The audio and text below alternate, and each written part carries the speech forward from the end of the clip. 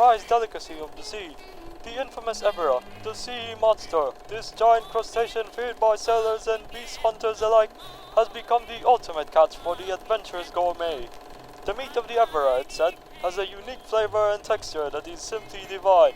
Some describe it as having a crunchy exterior with a succulent, briny interior, best served grilled over an open flame with a touch of lemon and garlic.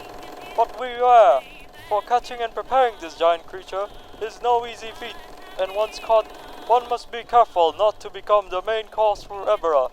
Does it taste good? Can I eat it? That, my friends, is a question only the bravest of palates dare to answer.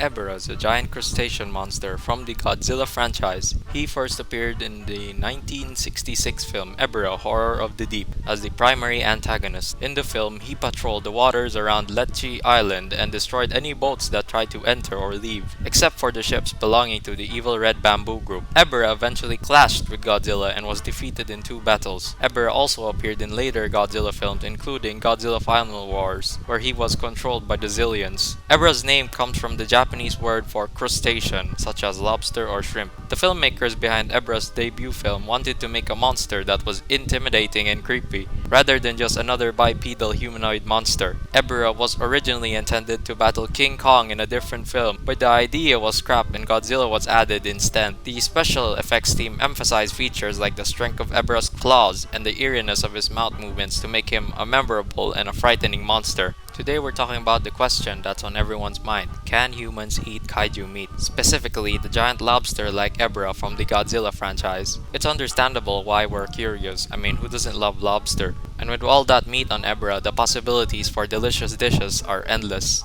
Unfortunately, Ebirah is just a fictional monster and there's no real information on what it would taste like.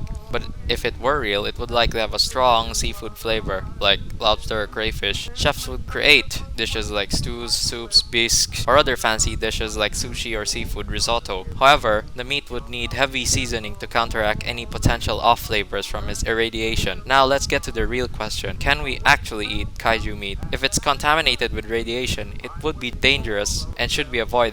Radiation exposure can damage our cells and DNA, causing health problems like cancer, birth defects, and other illnesses. So even if the meat wasn't radioactive, the fact that kaiju are depicted as giant, mutated monsters don't exactly make it safe for human consumption. Sorry to burst your bubble, but it looks like we'll have to stick to good old-fashioned seafood for now. Eating the meat of a kaiju like Ebirah would not be recommended for several reasons. Firstly, in the Godzilla universe, many kaiju have been depicted as having been mutated by radiation, which can have harmful effects on their bodies and, by extension, on those who consume their meat. In addition, it is not clear what a kaiju like Ebirah would actually taste like or what culinary uses its meat would have, as kaiju are not real creatures and their flesh has never been studied or tested for consumption. Instead of focusing on consuming kaiju meat, it would be more beneficial for people to expand their culinary repertoires by trying new and diverse ingredients and dishes from around the world. There is a vast array of flavors, textures, and cooking techniques to explore, and expanding one's culinary horizons can be a delicious, rewarding experience.